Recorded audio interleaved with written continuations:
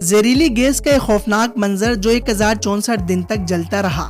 یہ واقعہ سوویت روس کے صوبے ازبکستان کا ہے، جہاں قدرتی زہریلی گیس کے کنویں میں آگ بھڑک اٹھی۔ گیس کا یہ خوفناک اور زہریلا الاؤ اتنا طاقتور اور خطرناک تھا کہ روسی انجینئرز نے ہر حربہ آزما لیا، لیکن آگ کم ہونے کے بجائے مزید بڑھتی چلی گئی۔ روسی انجینئرز نے اس کنویں سے نکلنے والی گیس کا راستہ بدلنے کی کوشش کی تو آس پاس کی زمین بھی پھٹ گئی اور علاقہ مکین کو نقصان پہنچانا شروع کر دیا۔ یہ آگ بجھنے کے بجائے مزید کئی کلومیٹر تک پھیل گئی۔ پھر ایک بڑے انجینئرز نے مشورہ دیا، اگر آگ بجھانی ہے تو اس پر ایٹم بم گرا دیے جائے۔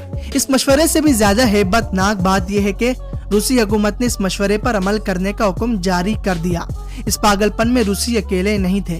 ناظرین، ویڈیو میں مزید آگے بڑھنے سے پہلے روزانہ کی طرح ایک چھوٹی سی ریکویسٹ ہے، چینل کو سبسکرائب کر کے بیل آئیکن کو پریس کر لیجئے۔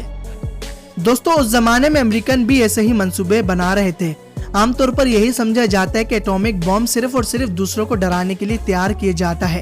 ہم یہی دعا کرتے ہیں کہ وہ وقت بھی کبھی نہ آئے کہ اسے استعمال کیا جائے کسی کنٹری پر، کیونکہ جب یہ پھٹ جاتا ہے تو صرف موجودہ نسل ہی نہیں بلکہ آنے والی نسلیں بھی تباہ و برباد اور معذور پیدا ہوتی ہے۔ اسی وجہ سے 60 کی دہائی میں دونوں سپر پاور نے ریسرچ شروع کی کہ ان بیکار پڑے ایٹومک بم کے استعمال میں لایا جائے۔ 1957 میں امریکن نے آپریشن پلاؤ شیئر شروع کیا تاکہ ایٹم کی طاقت کو بجلی کی پیداوار کے علاوہ دوسرے مقصد کے لیے استعمال کیا جا سکے۔ ادھر سوویت روس میں ایٹم بم پر نیشنل اکانومی کے نام سے ایک پروگرام کا آغاز کیا گیا۔ امریکہ اور روس کا معاملہ اور حساب کتاب بالکل سیدھا تھا۔ عام طور پر کوئلے، لوہے اور تانبے کی کانوں کی کھدائی کے لیے بہت زیادہ دھماکہ خیز مواد استعمال کرنا پڑتا۔ بعض اوقات ہزاروں ٹن ڈائنامائٹ بھی کم پڑ جاتا ہے۔ اگر اتنی ہی طاقت کی ایک ایٹومک ڈیوائس سارا کام کم خرچے میں پورا کر دے تو منافع زیادہ ہوگا۔ کوئلے کی کانوں کی کھدائی، تیل کے نئے کنووں کی دریافت، پہاڑی علاقوں میں سڑکوں کی تیاری، نہروں کی کھدائی، یہاں تک کہ نئی بندرگاہوں کی تیاری کے لیے بھی ایٹومک بم کے استعمال پر غور کیا جانے لگا، اور یہاں تک کہ آتش فشاں پہاڑوں کو بند کرنے کے لیے بھی ایٹومک بم کا استعمال کیا جا سکتا ہے۔ دونوں سپر پاور نے ان ایٹمی ہتھیاروں کو کارآمد بنانے کے لیے درجنوں دھماکے کیے۔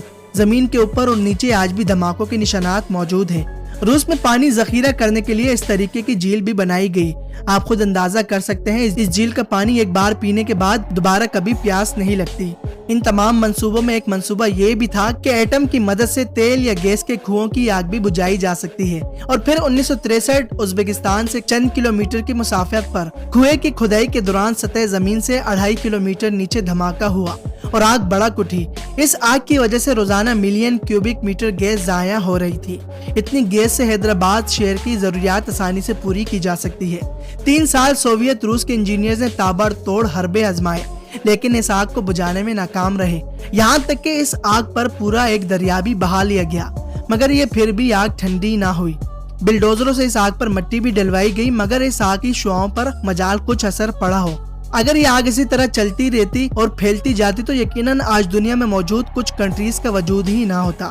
آخر کار 1064 دن کے بعد روس کے ایک بڑے انجینئرز نے ایک مشورہ دیا، اگر آگ بجھانی ہے تو آخری حل ایٹومک بم ہے، اور روس کی حکومت نے اس چلتے کنویں پر ایٹم بم استعمال کرنے کا فیصلہ کر لیا۔ یہ صحرائی گیس فیلڈ چاروں طرف سے بہت دور تک پھیل گئی تھی، اور اس گیس کے ذخائر کے اطراف اتنی آبادی بھی موجود نہ تھی۔ پھر روس اور امریکن انجینئرز نے حساب لگایا، اگر کنویں کی مین شاور سے 35 کلومیٹر دور 1.5 کلومیٹر کی گہرائی میں 30 کلو ٹن وزنی طاقت کا دھماکہ کیا جائے تو گیس کی سپلائی کاٹی جا سکتی ہے۔ یہ ڈیوائس ہیروشیما سے بھی زیادہ طاقتور ڈیوائس تھی۔ پھر زمین میں 1500 میٹر گہرائی سرنگ کھودی گئی اور ایٹمی ڈیوائس اس سرنگ میں ڈالنے کے بعد اس میں کنکریٹ بھر دیا گیا۔ آخر کار 30 ستمبر 1966 کو پورا علاقہ خالی کروا دیا گیا تاکہ ایٹم اور آگ آپس میں مل کر ختم ہو جائے۔ ان مذاکرات کی فوٹیج اور ویڈیوز بھی بنائی گئی تھی۔ اگلے دن مقامی اخبار نے لکھا، خزاں کے اس خستہ خال دن صحرا کی سفید ریت پر اگے اکا دکا فصلیں سب کی سب ایٹمی دھماکوں سے لرز اٹھی۔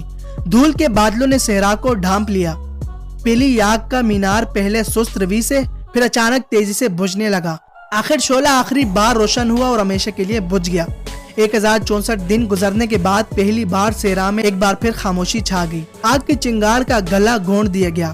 ایٹمی دھماکوں نے شافٹ کے قریب چٹانوں اور مٹی کو پگھلا کر اتنا دباؤ پیدا کیا کہ کنویں سے نکلنے والی گیس کی سپلائی کٹ گئی۔